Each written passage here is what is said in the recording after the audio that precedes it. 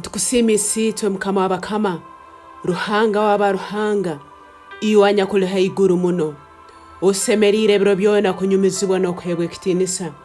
Webale mukama abo kutulinda, webale mukama abo kutuhemba bazi zawe, webale mukama abo kutuhe ekigambo kyawe, webala Yesu abo kutujuna, webale moya rukwera abo kujura obwomezi bwaitu n'okutukonyera buli kiro.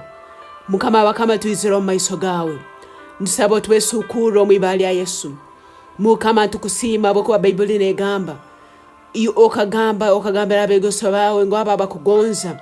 Olija kandi obesukure, kandi obasukure na tata. Mukama tusabe kiro cyacu twesukuro Mwibara ya Yesu. Tata Mwibara ya Yesu twesukure. O moya rukwera tuoleke tata tuoleke na Yesu. Mukama w'abakama ndusaba komanya, ndusaba kugonza. Ndusaba mukama wange kuba hamu na iwe. Mukama okuterana hamu na iwe nyanchakara, nyamusana, ekiro no mwitumbi. Mukama w'abakama tweyoleke ekiro kyatu Mwibara ya Yesu. Tusobola okumanya, tusobola okuhura, tusobola okwetegereza n'okugonza ebyo byogonza mukama w'abakama. Tumanye byogonza kandi tusere kubirubatiramu, tusere kubigenderamu, tusere kubitekerezaho nyamusana n'ekiro Mwibara ya Yesu. Ai tata, abaraba bafire mu mwoyo kiro cyati, leka mani gago kumbuka, gaba iheyo Mwibara ya Yesu. Abafire mu mwoyo tata, kiro cyati leka mani gago kumbuka, gaba iheyo mukineki. Mwibara ya Yesu, leka amani agahumbwire Lazaro, kiro cyati gabungira abana bawe, abakura bahweireho mu mwoyo, tibacyasaba, tibacyasoma Bible, no mukanisa tibacyayenda genda, tate kiro cyati leka amani gago kumbuka, gababungire kandi gabacwehe njegere zone zibasibire. Mwibara ya Yesu, mukama aba likubi mu mubiri, kiro cyati leka amani gahaganya kukiza.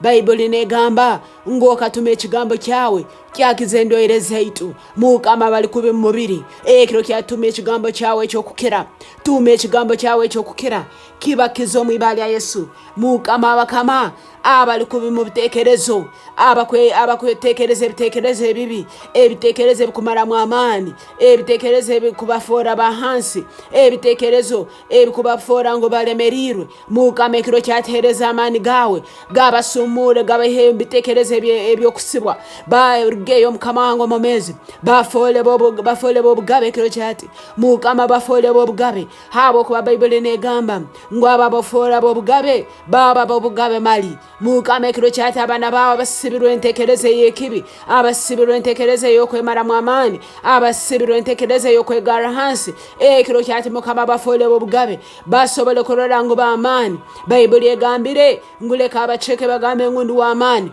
Mukama kiro cyati beyimuce abana bawe basobole kugamba ngo bale ba amani Mwibara ya Yesu. Ensereme kubarubatira, ensereme kubagara hansi, ensereme kubalemesa, beitu bemere nkabasinguzi, bemere nkaba amani, bagambe ngo tuli bamanzi, bemere nkaba amani, bagambe ngo tuli ba amani.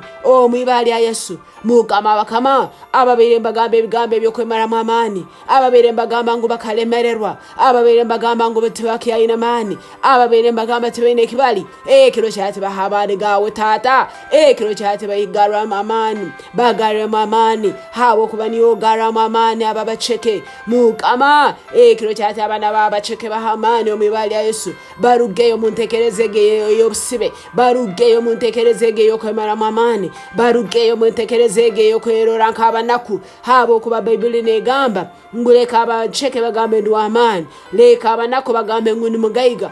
Kiro cyati mukama turangira tuli bagaiga habo kuba Bible negamba ngunoboka boli mugaiga Yesu. Kefora munaku nukwito tusobole kuba bagaiga. Mukama kefora munaku nukwito tusobole kuba bagaiga muliwe. Mukama kiro cyati obugaiga obuntu butwara, obugaiga bw'ebitekerezo, obugaiga bw'omwoyo, obugaiga bw'ebintu ebikororwaho. Mukama w'abakama ntutwara obugaiga bwawe kiro cyati, ntukobona kubwaitu, ntutwara obugaiga bwawe, ntukobuceke bwaitu, ntutwara amani gawe.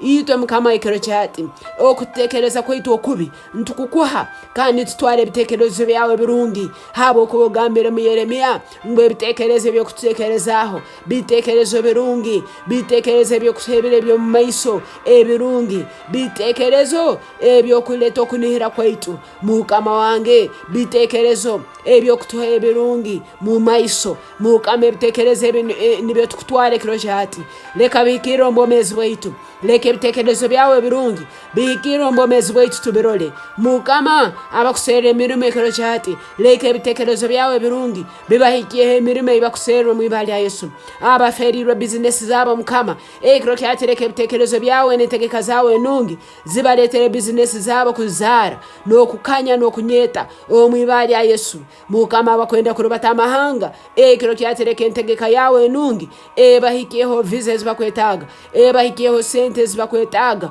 mu ibali ya Yesu mukama abakwetaga kukera mu mubiri kiro cyati leka integeka yawe nungi leka intekereza yawe nungi halibo bahikiyeho kukera mu ibali ya Yesu leka sagama Yesu ekole mbomezi bwabo leka sagama Yesu yejeho broire bona mbomezi bwabo kurugamto gwabo garukeransi ebigere byabo leka bogebwe sagama Yesu mukama bakama obroire ntobucomero mu ibali ya Yesu iyo moyo go broire ruga mukazi yogo mu ibali ya Yesu iyo moyo go obroire ntukusiba ruga mbomezi bo mukazi yogo mu ibali ya Yesu iyo moyo gwendweye ntukusiba ruga mbomezi bo mukazi yogo mu ibali ya Yesu moyo go kutuntura ntukusiba ruga mbitekerezo byo musayijogo mu ibali ya Yesu mukama kwetaga kero cyatire kabakire abana baroyirere kabakire abakazi abaroyirere kabakire abasayija abaroyirere kabakire mukama ntukusima abo kubona umusinguzi kandi nicyo tukera abasinguzi mu ibali yawe ryamani onyumizi bohebwe kitinisa webala abo businguzi obo toyire kiro cyati